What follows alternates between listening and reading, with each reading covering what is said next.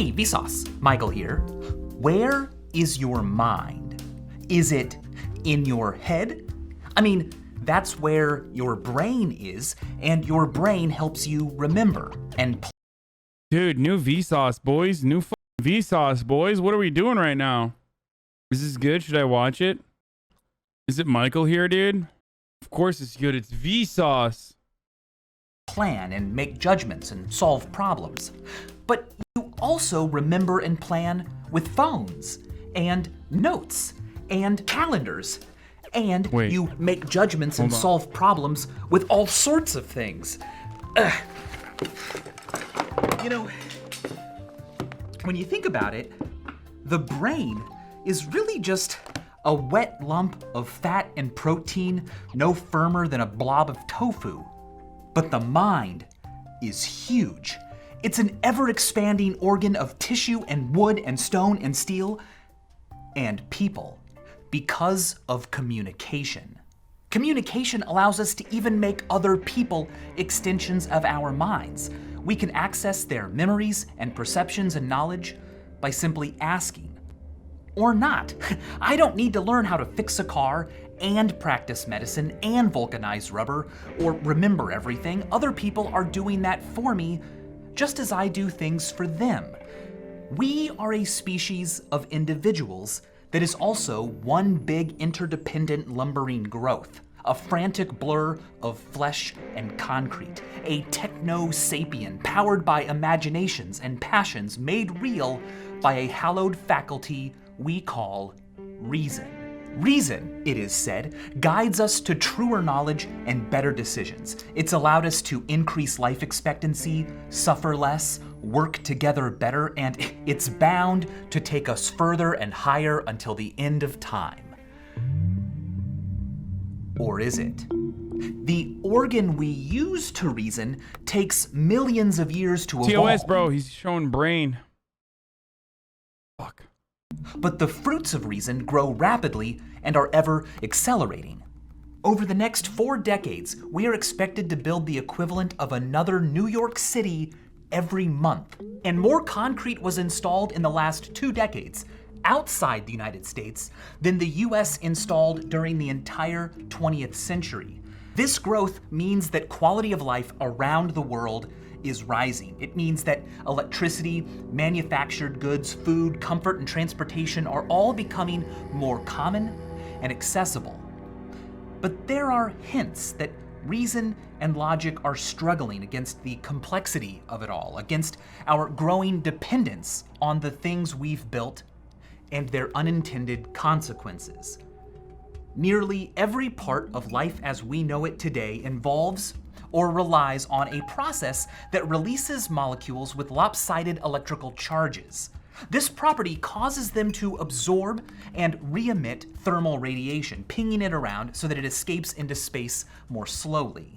Having more warmer parcels of air means stronger weather events. They can't be pinned to any particular extreme storm, but they make extreme storms in general more extreme and frequent. What's at stake isn't just bad weather, it's disaster. It's more lives lost, more property lost, it's more droughts, more hunger, more famine, more people needing refuge, and an even greater reliance on the very things that caused the problem in the first place. In total, we release about 51 billion tons of such gases every year, and we need to release 0. But how do you rethink everything? Who gets to direct the costs and trade-offs? How do you achieve collaboration between nearly every local and national government when what works in one place won't work everywhere, when decisions affect jobs in one place and food in another, when not just One world government, brother, led by a benevolent dictator by the name of Bill Gates. That's what y'all want? This goddamn Michael from Vsauce here. I know he talks about scientific mumbo jumbo, but he's getting real political. just things need to be rethought, but also habits and traditions and values. How do you achieve consensus when a problem isn't obvious to the senses, is far away in space and time, requires solutions that affect people in different ways, and as a product of science always carries some uncertainty? The philosopher Timothy Morton calls something so massively distributed in time and space, and so viscous, so sticky that it adheres to all that touch it, a hyperobject. Every civilization that grows at the speed of reason must at some point face hyperobjects. Thank you, free guac. In fact, the fact that we still haven't found evidence of intelligent life beyond Earth has been brought up as evidence that some sort of great filter might exist that few civilizations manage to get past. That a hyperobject like our impact on the planet might be such a great filter is not a new idea. What it might take to solve it is the topic of Bill Gates's How to Avoid a Climate Disaster. And I decided to do this video in partnership with him and his team because the way we deal with hyperobjects reveals a lot about the mind. It's easy and common to think that we would all be better off if everyone was just more rational, right? But what if reasoning wasn't built for what we've become? Let's begin by looking at behavioral inertia. Behavioral inertia is the tendency to keep doing what you're already doing, status quo bias. It can be a frustrating bias if you desire change, but its origin isn't a flaw. If an organism has managed to survive long enough to reproduce and provide and care for its offspring, then the state of its world was sufficient for its genes to spread. That's all it takes to persist. The types of organisms we see around us will naturally be those that managed to persist and didn't, after reaching that point, rock the boat too much. So behavioral inertia can help slow down the accumulation of unintended consequences and the loss of ideas that work, but it can also slow down innovation and adaptation. If the environmental impacts of our society were more immediate and unignorable, it wouldn't be so tempting to apply this inertial brake. But emissions are invisible. And by the way, this description is the, I guess, philosophical basis of what a more five-head way of making the argument that I make all the time about how hard it is to combat climate change. And that same principle can also be applied to tax cuts as well. Like, policies that revolve around climate change are impossible to fucking push for because you don't see the immediate impact of it. The long-lasting, tangible consequences of anthropogenic climate change are always pushed aside into the future. Same with fucking tax cuts. And as a matter of fact, tax cuts are even worse because the immediate consequences of tax cuts is that you get fucking, $10 back in your pocket. So you think you actually won something. And their consequences aren't immediate or local. They impact future people and people far away, those who are different from us, poorer than us, people we will never meet. This may be one of the first challenges advancing civilizations face, wielding not just the power of technology and distributed cognition, but also the responsibilities. Extending the mind is really cool, but whether or not a species can extend their empathy might be a great filter. Surely, reasoning will allow us to do that, right? Well, what is reasoning? Well, reasoning is a way of making inferences. An inference is a piece of new information extracted from the information you already have. Now, we make inferences all the time. Every living thing does. For example, we don't have measuring tape tentacles that shoot from our eyes. And what actually enters our brain is just a 2D image, but nonetheless, our brains can infer depth by attending to cues like stereopsis, occultation, perspective, parallax, size.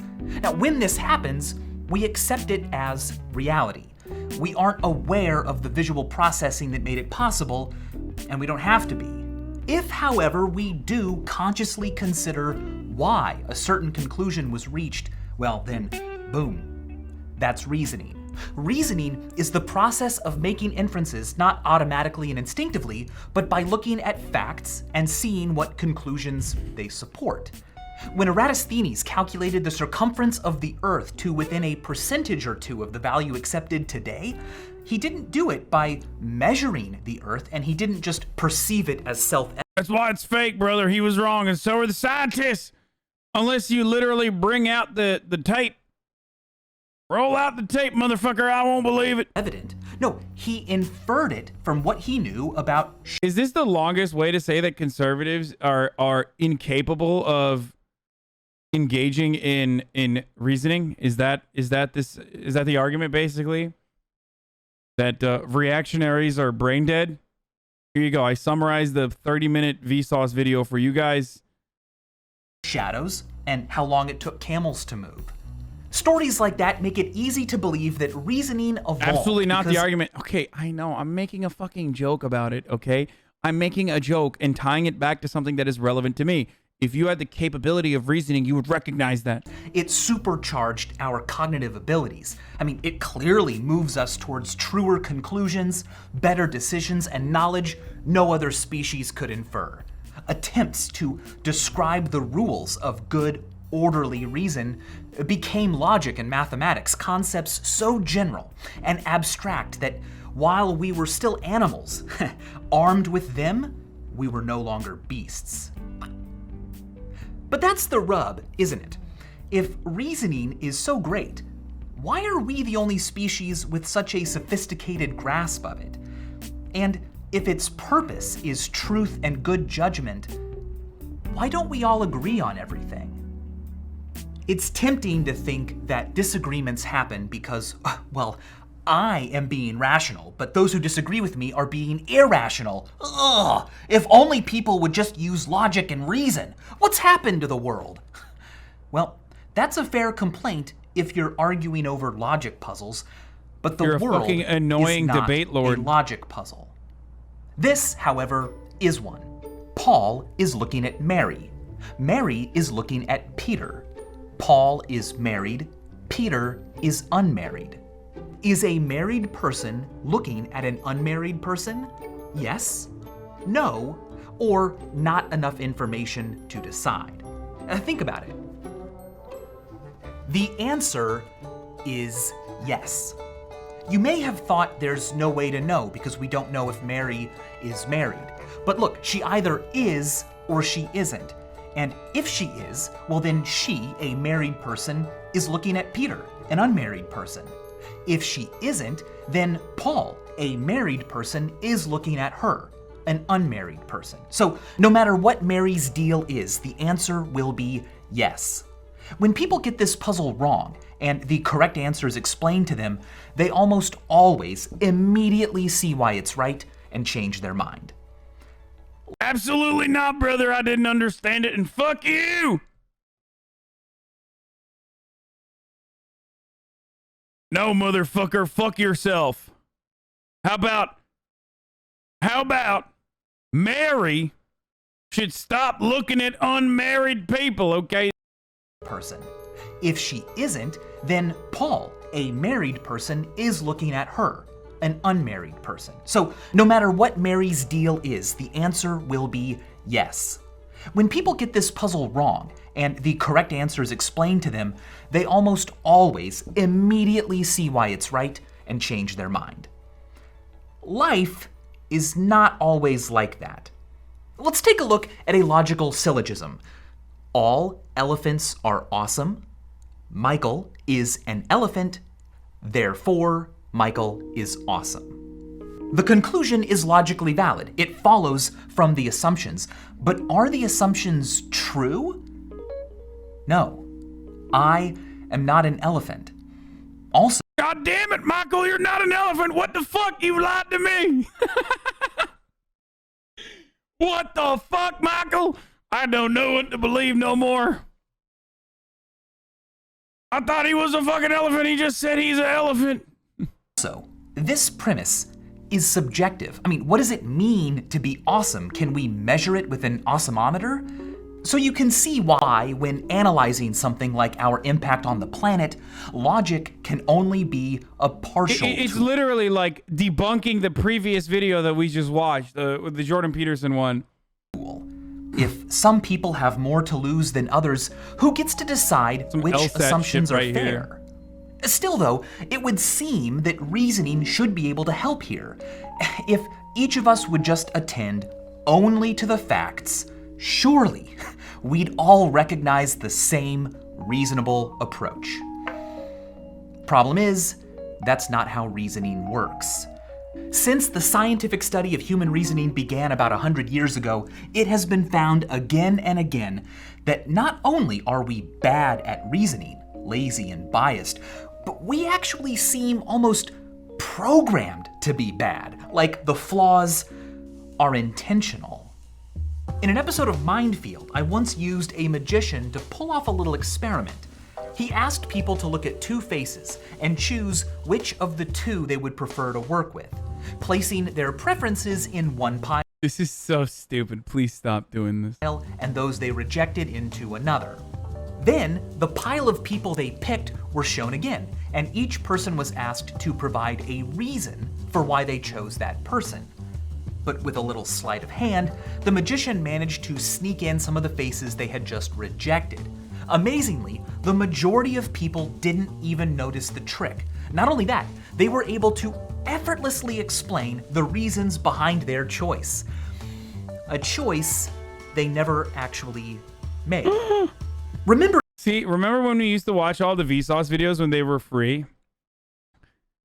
And I would get mad because the premise of every Vsauce video was just like duping people, okay? Michael is a sadistic fuck who loves just tricking people ultimately.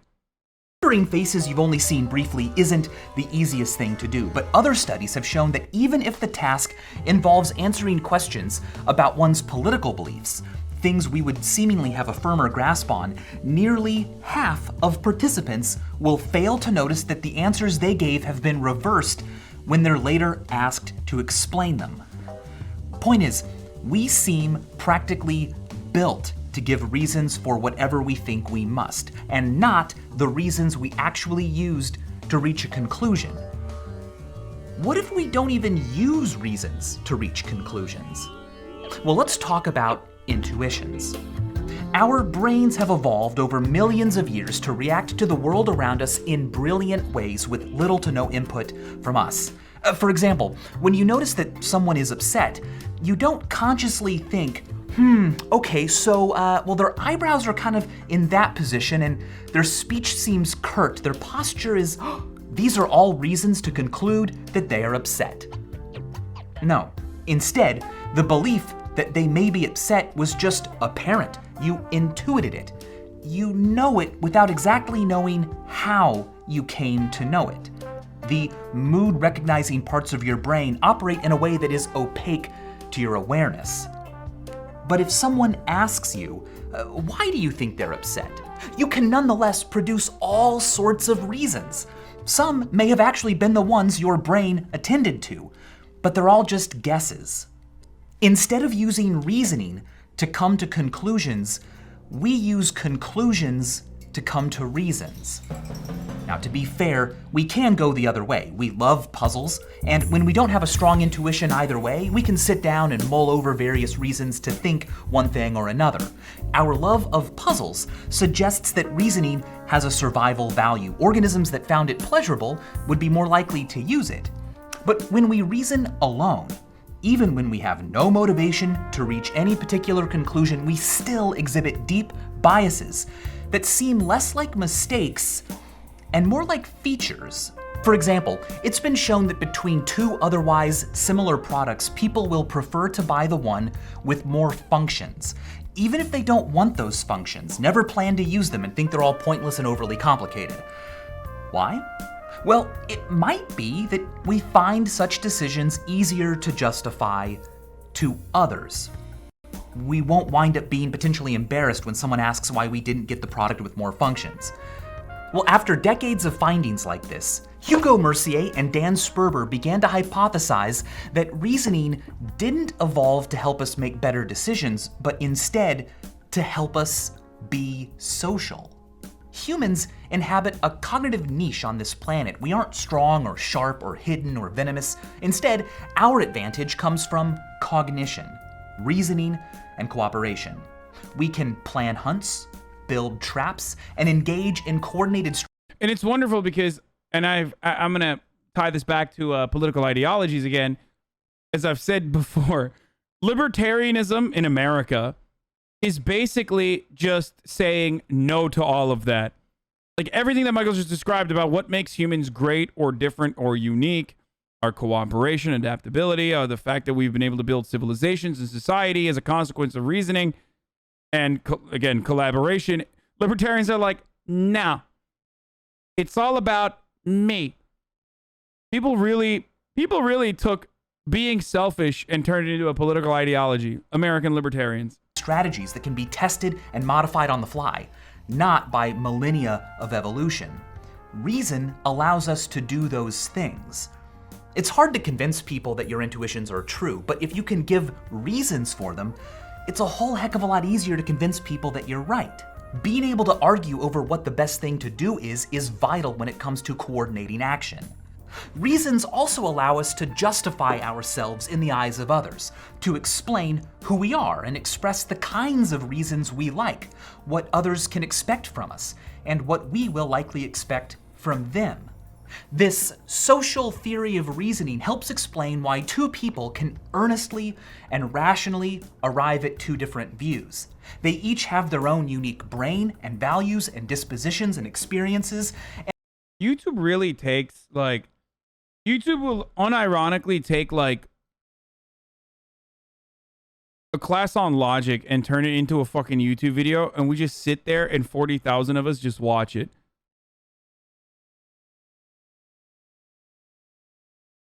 I guess this is no different than kids being like, fuck you, mom and dad, when Jordan Peterson says, clean your room, though you're like, oh yeah, that's brilliant, and I should clean my room. It's like basically the same shit. And those are what drove their thinking.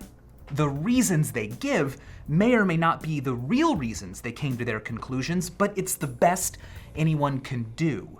The social theory also explains why people tend to give such weak reasons for their beliefs at first, or when their intended audience doesn't need much convincing. It would be a waste of time and cognitive resources to construct grand slam reasons for everything I said and did and thought when it wasn't necessary. Instead, I can offload some of that work to other people. For example, if I say, I want to have lunch at ABC Burgers, well, my friend might respond, no thanks, I had burgers yesterday. And I might reply back, oh, well, that's no problem. They also have hot dogs and great salads. But if my friend said, no thanks, I'm trying to spend less money eating out this month, I could reply, oh, well, ABC Burgers is really cheap and I've got a coupon. Now what's going on here is that I'm providing reasons only as my friend presses for them. If they press harder and harder, my reasons will become better and better until either I win them over or we come to some different, more harmonious decision. So when people appear to be lazy reasoners or to have bad reasons or none at all, it's usually— This is why debate lords have no friends. Just the case that they're using reason as it evolved to function socially. It starts off weak, improving if others push it, and always tailoring its work to the intended audience. The social theory of reasoning can even explain the existence of biases that otherwise make little sense. For example, it would seem that in coming to conclusions about the world, it would behoove an organism to pay particular attention to information that went against what it believed. I mean, that way, they would be able to adjust their beliefs, making them truer, more general, and more complete. To a certain extent, that is what happens, but not always. When someone does their own research, they often come to the very conclusion they wanted in the first place. This is called confirmation bias, our tendency to look for, prefer, and interpret information so that it confirms what we already think. It frustrates our ability to accept new, inconvenient data and is a problem for the intellectualist view of reason. If reason is for finding truth and making better decisions, why would it have this major weakness?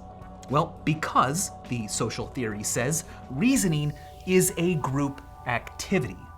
Let's say that I think option A is true and the best, and you think option B is true and the best. Well, if we both researched both options and sifted through reasons in support of both options, we would both have twice the work to do than we would if instead I simply came up with reasons for why I was right, and you attended to reasons for why you were right. The confirmation bias at least halves the cognitive work that must be done. Now, sometimes a lone reasoner will have a bad idea, or a decent idea with some bad parts.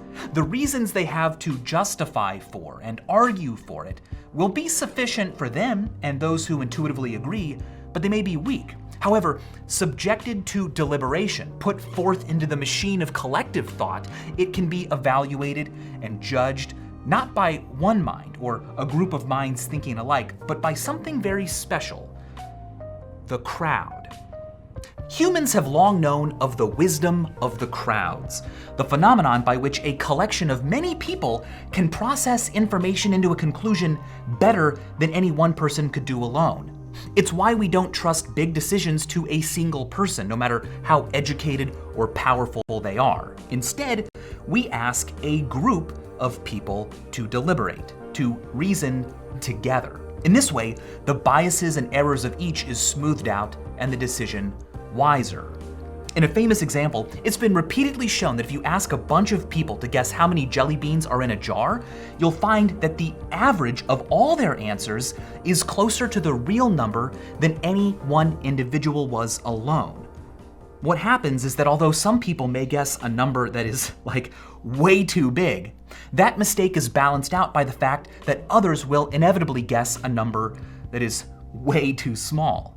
Altogether, their disagreement evens out into spectacular accuracy. Motherfucker, the people who are saying chat should rise up and unionize or whatever, that's why, I mean, while I try to guide the chat in a particular way or guide this community in a particular way, that's why I rely so much on the community and the chat itself.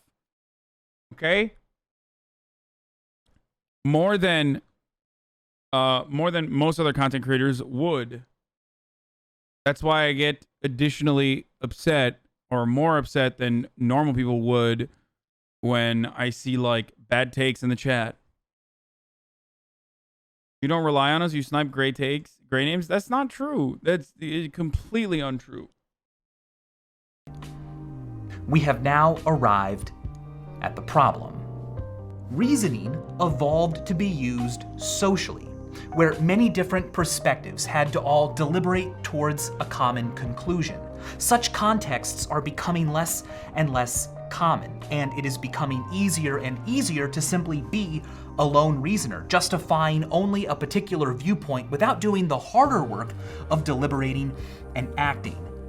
The internet gives voices to more perspectives than ever before in our history, but it also makes it easy to disengage from accountability and to find places where everyone believes what you do. Furthermore, because of technology, we confront more issues more rapidly than ever before that we are expected to have opinions about, and the growing complexity and specialization of the modern world makes it difficult for each of us to have well-informed, prepared reasons for the accelerating accretion of intuitions we must form. In response, we look for people who can defend our intuitions for us. The reasons they give don't have to be good, just good enough that we can feel like justification exists.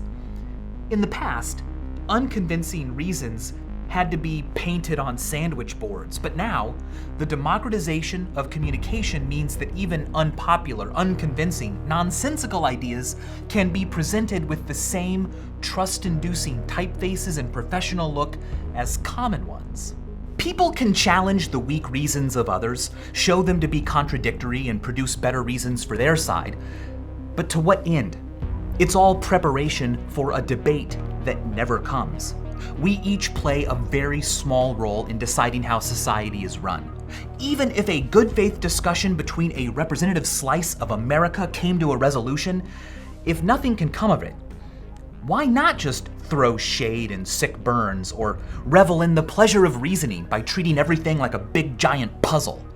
It's easy to think that it doesn't matter. Because after all, those in charge, the brilliant scientists and powerful billionaires, will surely come to the rescue. Some giant techno-salvation. It's like my debate with Lamont, yes.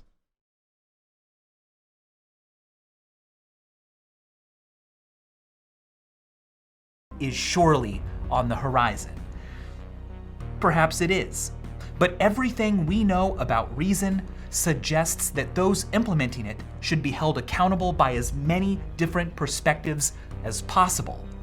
Leaders could lead deliberations and be elected for their ability to moderate social reasoning. But that's boring. Why lead when you could follow? Look at what some people believe and generate reasons for why they're right, and they'll love it. Of course, the hard work, the real work, the work that truly elevates us on this planet is not in telling people that they're right, but in trying to convince others, and in doing so, use reason as it evolved to be used. The future. Okay, you guys always say you don't read the good comments. Here you go. Speaking about biases, a non-American from a poor third world country used to think that people looting and destroying their own communities and the recent riots are just plain stupid and greedy, but now I realize that the systemic racism in America are just that bad, and even though vandalism is bad, now I realize that it shouldn't be the focus of the discussion because it isn't actually the core of the problem. There you go. Good take. Boom. Sniped the fucking good take, dude. There you go. Sniped it. Don't trust the joke thief dictator trying to fool us. Chat, unionize. Our jokes belong to us and should not be stolen by the streamer. Yeah, there is this duality where there are these two different conflicting interests that you have. On the one hand, you don't want your joke to be stolen by a streamer. On the other hand, you want streamer to acknowledge, recognize, and repeat what you are saying. So, which one is it?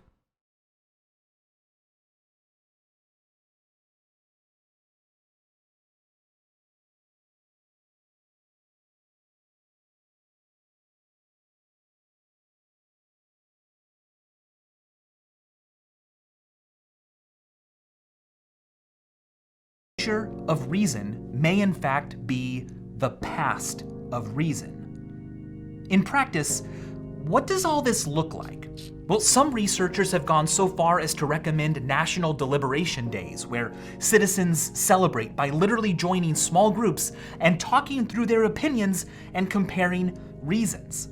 Tests of such strategies have shown that a return to the small, targeted discussions our reasoning abilities evolved to excel in leaves all participants with a greater understanding of not just what they believe and why, but about decisions that could actually be made and actions that could be taken.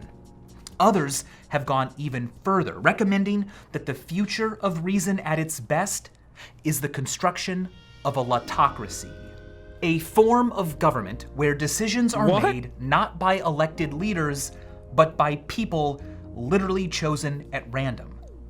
We decide the fate of a person this way. Why not the fate of the people?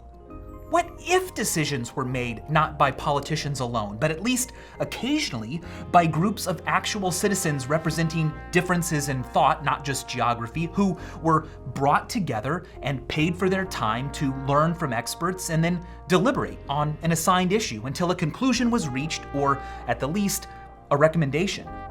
Instead of being motivated by re-election, money, attention, and power, individuals chosen at random would have only their conscience to guide them. Is he joking? Like, what the fuck is he saying right now? I can't tell if this is serious or not. He's just kidding, right?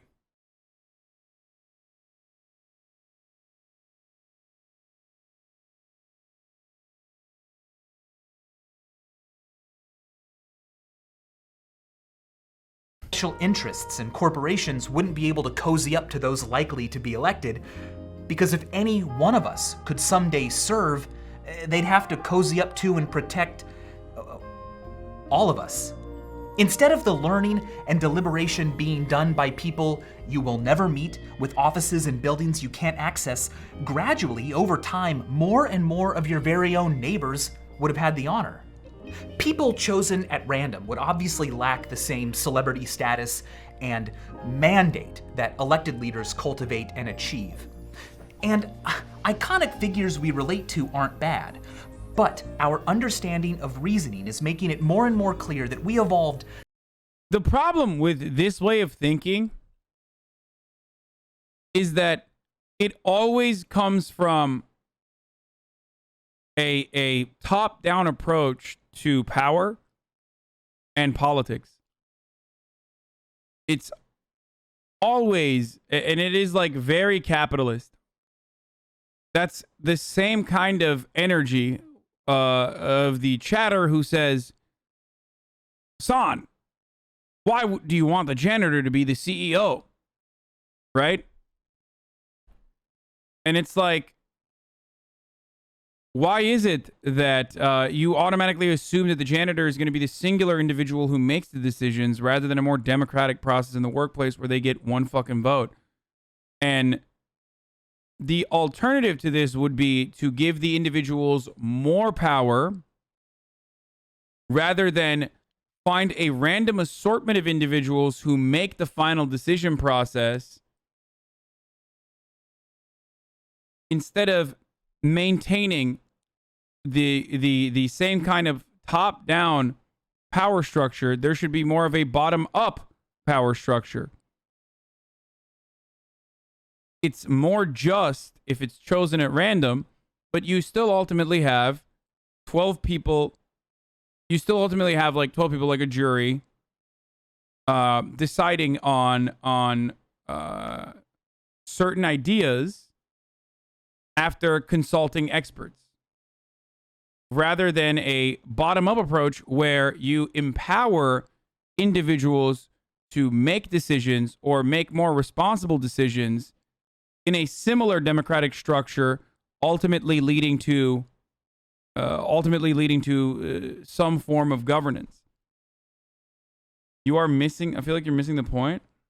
12 is the arbitrary number. I made up the 12 number. It doesn't matter. You're getting caught up on the. You're getting caught up on the random, or you're getting caught up on the number side of it. I think he's saying that humans are so bad at working together, better solution for it to be the RNG since randomness. No. You're missing what I'm trying to say. I'm not doing a good enough job of describing my point of view, I think.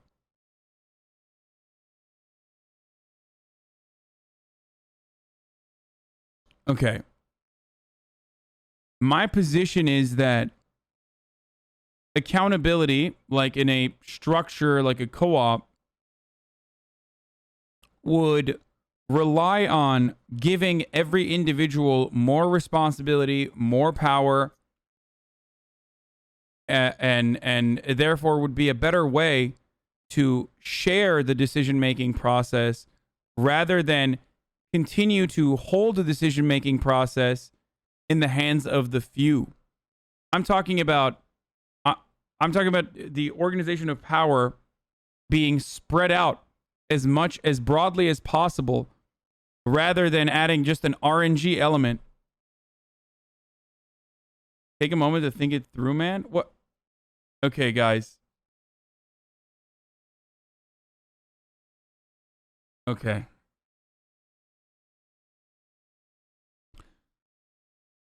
While this would still be somewhat more democratic, I guess, or somewhat more just than the current form of governance,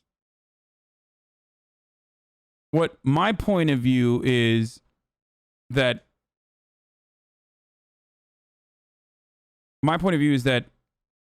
that still relies on the pre-existing distribution of power being held in the hands of the few, rather than having the exact opposite approach to power I don't understand how an entire community of leftists are literally getting upset at me describing the heart of the anti-capitalist argument. I don't know if you guys are baiting me or like what's going on. I'm literally saying that ultimately this seems more democratic or more just, the lautocracy that he's describing. But what would be even better than that is to dismantle the concentration of power instead of randomizing it, dismantling that structure in its entirety by offering more power to people in lower ranks of society.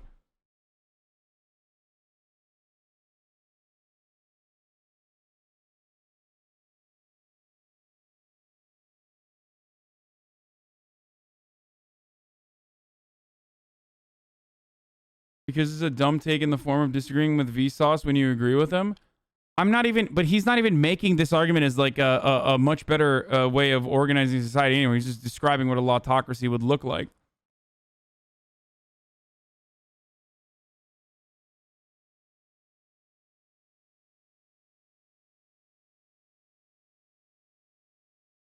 Like, there's 33,000 people in here, and a big chunk of you guys, long-term community members, just fucking shat on the concept of worker-owned cooperatives and councils.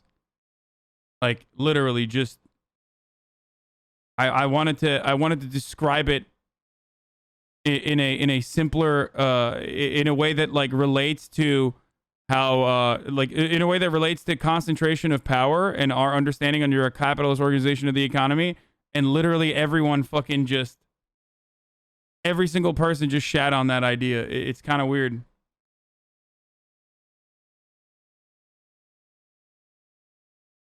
God damn, dude.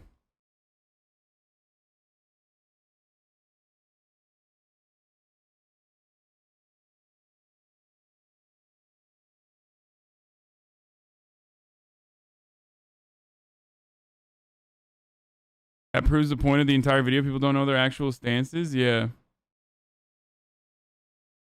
Workers can have ownership of the means of production without having to make decisions on every little thing. Still, we need representatives, e.g. in unions. You have union reps, right? I wasn't even saying that like every person gets to. I've often talked about how direct democracy in every facet of your life would literally be unmanageable, and it would be horrible because ultimately Marxist theory revolves around expanding on individual freedoms, such as the freedom to choose whatever the fuck you want to do and have more time to yourself, figure out more fulfilling, emotionally satisfying forms of labor for yourself, self-fulfillment, yada, yada.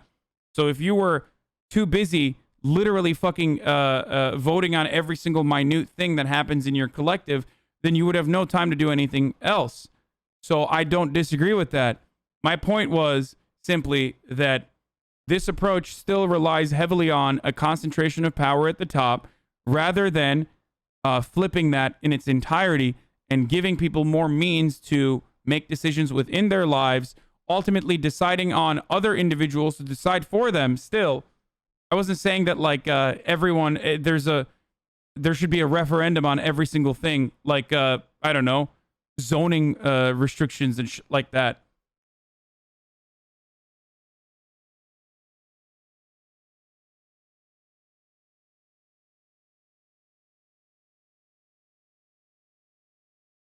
Kind of disappointing. Not to leave the thinking up to a few great minds, but to the authority of the great mind, the lumbering organ of thought that is everyone and everything. This is, in fact, how democracy first worked. Lotteries were used to fill many political positions in ancient Athens. Aristotle explained that the appointment of magistrates by lot is thought to be democratic, and the election of them is oligarchic. An oligarchy is government by only a small number of people. Look, regardless of how reason is brought back to its social roots, if we can build more and better arenas for deliberation and use them to apply reason properly to hyperobjects like the impact of our emissions on the planet, we'll have taught one heck of a lesson to people 100, 1,000 years in the future. I like to think that although widening participation will be difficult, it might provide us with a kind of existential security. The impact of emissions on our planet is not going to be the last hyperobject we face. If we can do a good job with it, maybe far in the future, when our civilization has advanced to the point at which, I don't know, people can be quantumly recreated or something, they'll look back at our time and say, hey, let's bring them all back to life. We could use the cooperative abilities they had then. Ultimately, the old saying that history is the great teacher isn't a bad guide. We will all someday be teachers ourselves, because someday we will all be history. We will someday be the ancients, and we can choose what that will mean. And as always, thanks for watching.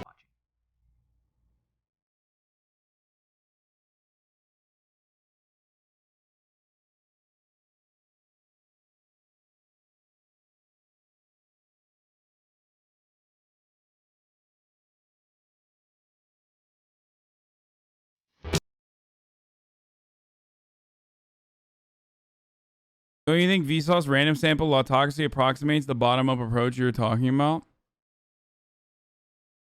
I like having more participation from random individuals. I just don't trust RNG. And I also don't trust human beings actually doing RNG and instead manipulating the process to their own benefit. So spreading it out as far as possible, spreading the power out as far as possible to accountable individuals that are still beholden to their benefactors. Their benefactors being people that put them into that position of power is still a better way to operate.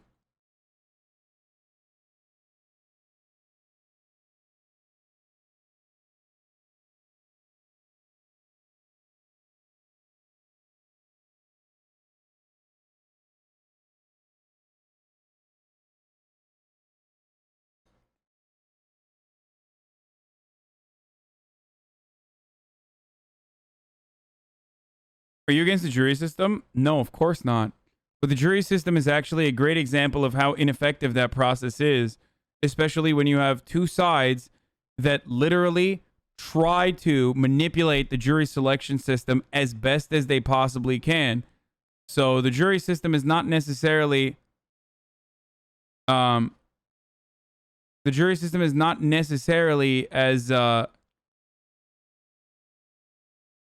as foolproof as you claim to be. So if you had that same situation revolve around, if you had that same concept, if you gave that kind of power to that same exact fucking concept to people that like control the entire world, then it would be terrible.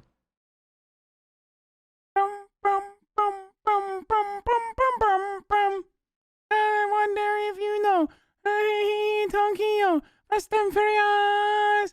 Dun dun dun. Yeah. Hey, Fast and Furious. Hey.